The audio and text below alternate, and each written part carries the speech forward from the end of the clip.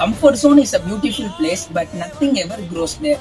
இந்த லைனை நான் ரொம்ப நாளா யோசிச்சுக்கிட்டு இருந்தேன். பிகாஸ் நானும் அதுல தான் இருந்தேன். Let's be honest. நம்ம எல்லாருக்கும் கம்ஃபர்ட் ஜோன்ல இருக்க ரொம்ப பிடிக்கும். அங்க லேட்டா எந்திரிக்கலாம், ஃபெயிலியர் எதுவும் ஃபேஸ் பண்ண வேணாம், நியூ திங்ஸ் லேர்ன் பண்ணலாம், ஸோ சேஃபா இருக்கலாம்.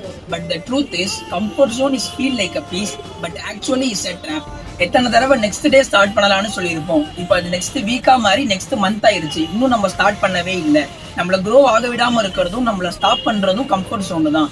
உண்மையா நம்ம க்ரோ ஆகணும்னா அது கம்ஃபர்ட் ஜோன்ல இருந்தா கண்டிப்பா முடியாது.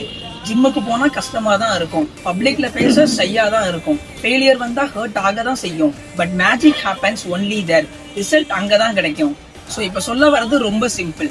கம்ஃபர்ட் ஜோன்ல பீஸ் இருக்கலாம், ஆனால் க்ரோத் கண்டிப்பா இருக்காது. இந்த 2026ல நம்ம சேர்ந்து க்ரோ ஆகலாம். நானும் ஸ்டார்ட் பண்றேன் again from a scratch. After a months of pause, not just to post videos, to learn, to grow and to inspire again.